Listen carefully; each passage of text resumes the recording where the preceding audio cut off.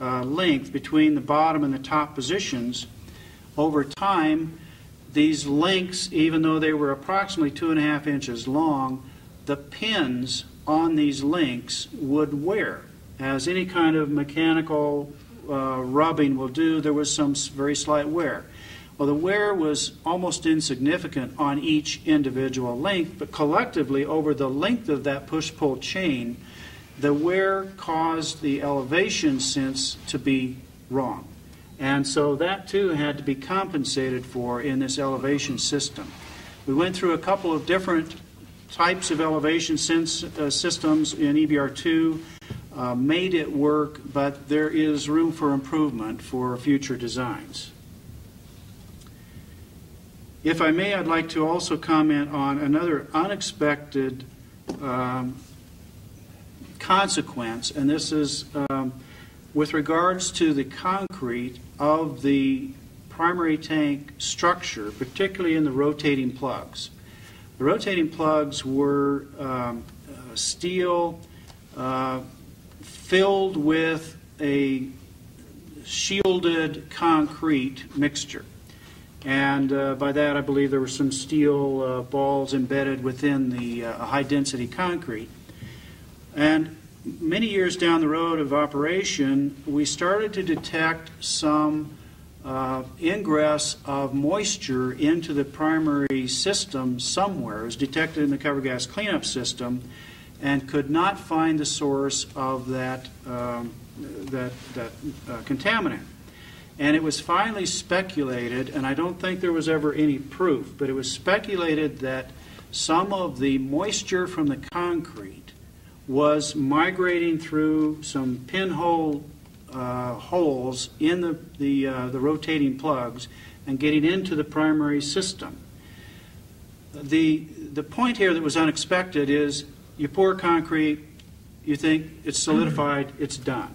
Well, there's actually free moisture, free water left in the void spaces in that concrete, and that's what we were detecting migrate into the primary systems. So the solution for that was a system was set up to take some of the access penetrations and pull a vacuum, slight vacuum on the plugs, which would help to extract this moisture from the plugs, and we would collect it, condense it, and dispose of it that way. So it's just one of those unexpected small things that could have created a big problem for us in EBR-2 in considering the residual moisture left in this structural component. Excuse me. One comment in regard to moisture in concrete. That is very important with respect to fire protection. These components that are located in concrete cells, those cells should be lined with steel liners. Because if you have a sodium spill, it's going to react with the moisture in the concrete and make the hazard worse. The problem in design and operation and maintenance of a sodium-cooled fast reactor is not what's under the sodium. Sodium is chemically compatible with the materials of construction. Rotating machinery does great in sodium. Whether it's fuel handling or whether it's other kinds of operations, the problems occur above the sodium in this cover gas space. And that's where the real design challenges exist, in your opinions?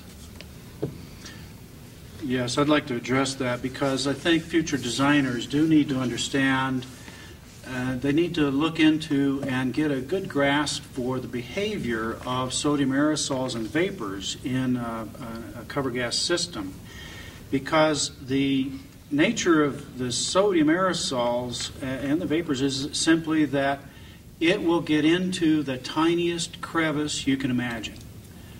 Do not anticipate having a single boundary as an effective boundary. And for that single boundary, you should consider design things such as elastomer seals or knife edges, metal-to-metal polished surface contact, something that will prevent the migration of that sodium into those tiny crevices. The behavior is also such that it will always seek cold spots.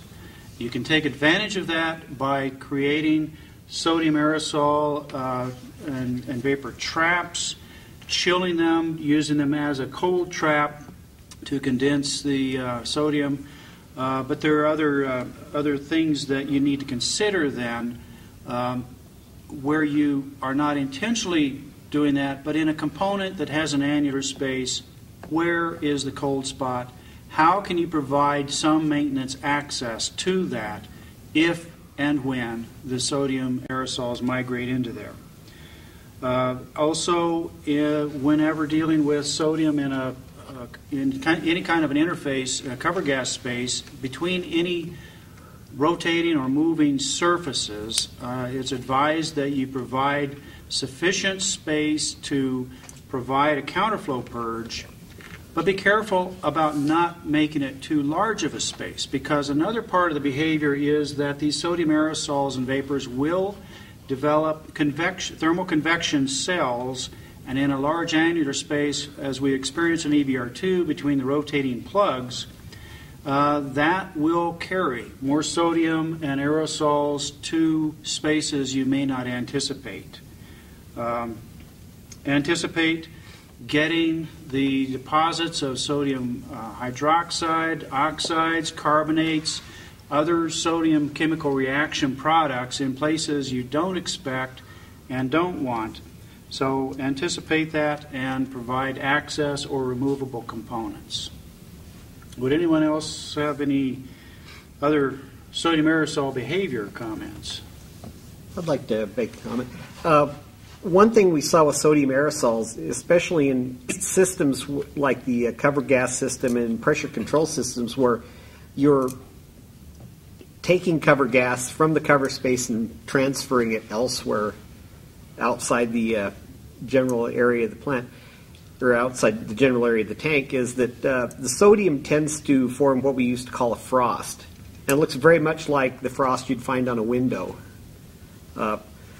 One of the key issues with this frost is it's pyrophoric. It's very finely divided, and it tends to go up in a flash if it's exposed to oxygen. We had several incidents which were more dramatic than dangerous, but where these aerosols would you'd put them in a container, and even a little oxygen would cause the container to pop. We used a lot of paint cans, and it would pop the lid off. There would be a little smoke, much running and screaming, and a key to designing these systems is the aerosol trapping, and that is almost a black art in itself. There are various papers out available on sodium aerosol traps. There's a number of different designs, from controlled temperature profile traps, which are probably one of the better types of traps, simple filter traps, hot filter traps, cold filter traps. One trap we used with quite good results in EBR-ll for small volumes of cover gas was a filter trap that was positioned such that you could trap sodium, and once you'd filtered a certain amount of sodium, you could melt the trap, run fresh sodium down back into the tank, and carry that sodium back into the reactor. For other traps, when you're designing these traps, make sure that you can change them out. They're going to get plugged on occasion, and design them so you can change them out without letting oxygen get into the trap and react with that sodium. Where you can, use the cleanable traps where you can actually melt the sodium, recover it, and restore the trap to function without having to remove it, because that does end up being quite an operational issue. Now, one thing, and it's something we've read some information about, was the behavior of sodium in different cover gases. As we've said, we used argon as a cover gas. One of the problems is, being a heavy gas, the sodium aerosol tends to be quite buoyant. The molecules of the argon are large enough you can basically keep a larger amount of sodium aerosol it transports